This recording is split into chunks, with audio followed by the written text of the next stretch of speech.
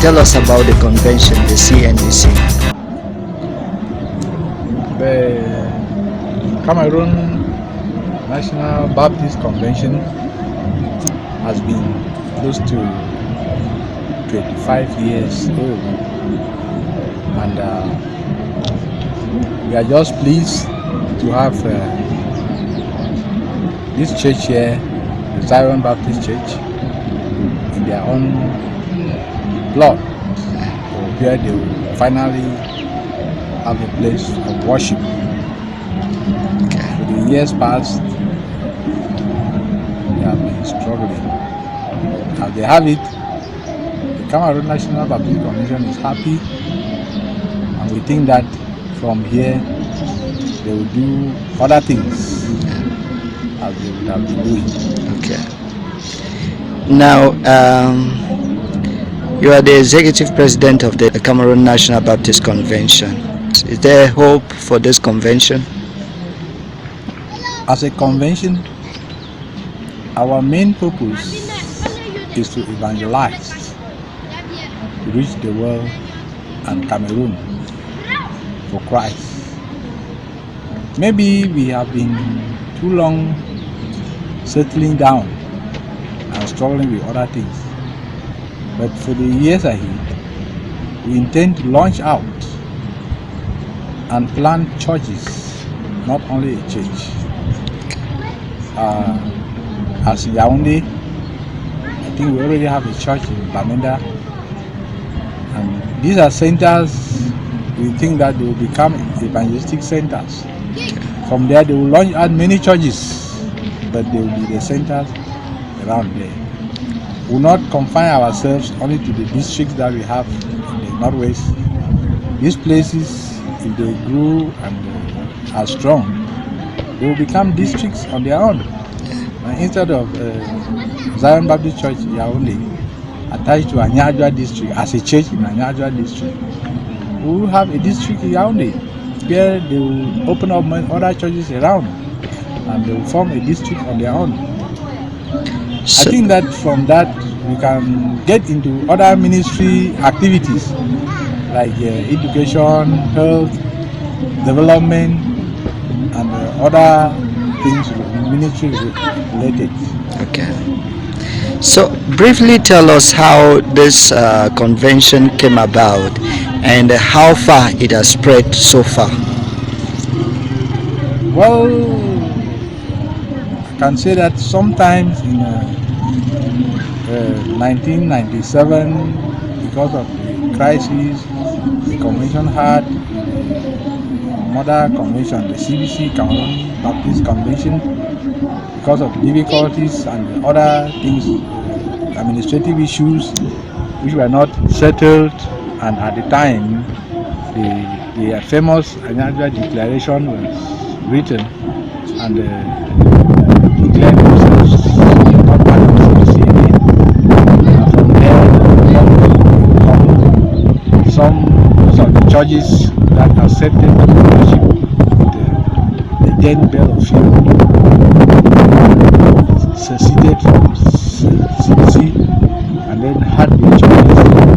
And then from there we started CNBC, began building other churches, building other structures, added some of those churches that accepted to join them in their struggle, and from there we launched out to other places out of Com. It was carved out in 6 districts, that is Bello, Wombong, Anyajwa, Fundong, and Aki. And these centers were even areas outside doing practice and then spreading, opening up churches and planting others. Like the Zion Baptist Church Yaoundé was given to Anyajwa, and Anyajwa has planted many churches in this zone. You have Zion Baptist Church Yaoundé, you have a church at Makenini, which is still under Yaoundé.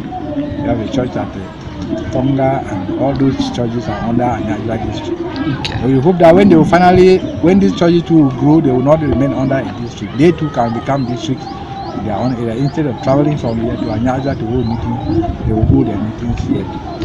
That is how far the convention has gone. And other districts are opening churches in other places. Okay. Also, we have a churches in Douala, under Fundam district and under Bello district. We have churches in Hardware, under Bello district. And that is how. Yeah, somebody seeing this convention or the churches spread across, or a church like this one in Yaoundé tends to call it a com church, com people's church. Is there anything the convention is doing to turn away this appellation? As somebody in Yaoundé, when you tell the person, okay, I'm inviting you for service, he says, are we going to that com church? Is your convention thinking about doing something to end this kind of a feeling that is a com kind of a church? To call it a com church, I would say is in one way a bias. Okay. And in another way, I would say it is ignorant.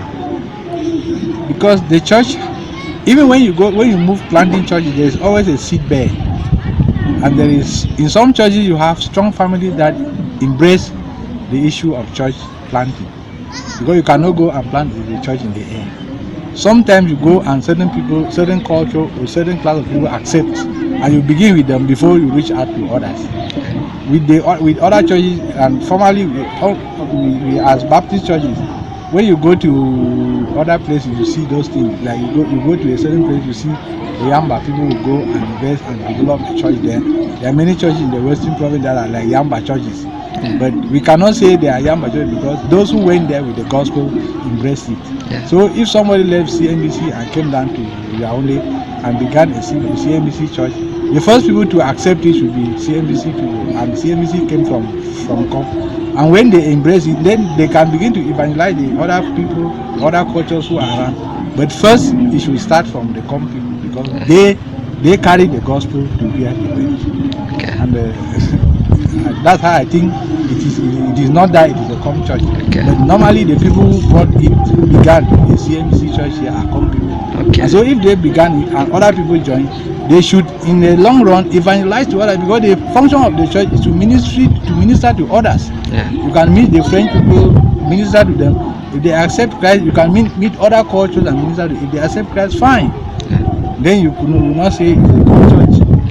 Now, what's your plan at this moment? Do you still operate with the CBC? Do you have anything in common with them, like eat with them together, sometimes organize programs with them together, or they say sitting, it cut off every link and every connection?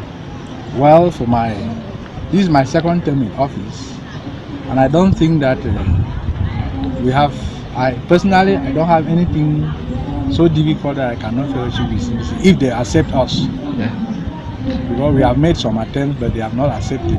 Okay. Because though their names was not mentioned, they think that CNBC is second-class Christians. Okay. They see CNBC as a second-class church. But we think that if they have the willingness to fellowship with us, we do. But if they don't have, well, we still fellowship with those who accept us and fellowship with, and we know that we are doing a service for God and worshiping God. I don't think that if we have to minister to God and God accept us, we must be with CBC. Because Okay. we have made attempts Okay. to fellowship with them, but they have never accepted. Okay. When they do with us, it's okay. But we don't have an issue where they have invited us in any of their gatherings or any meeting and we refused. But a few weeks ago, I was in the induction service of the field pastor of Bello. Okay. They gave me an invitation and I went. Okay. That feeling that So what particular message do you have for CNBC Christians across the world watching you right now? as I move around and I talk to Christians, the main message I want every Christian to highlight and know in his mind, the purpose of the church is missed out. Then we are just an organization. If we are a church organization and we are not church purpose focused, then we are missing out the mark. Okay. We can have mansions and many things, doing things to whole communities, providing social amenities and other things. So, and the purpose of the church is that the church should minister to those within, Okay. minister to those without, and worship. Okay. That's the purpose. Other things, there can be 100 things, but they must be centered around these three issues. Okay. Minister to those within, minister to those without, and Worship. God worship. Okay. Thank you very much.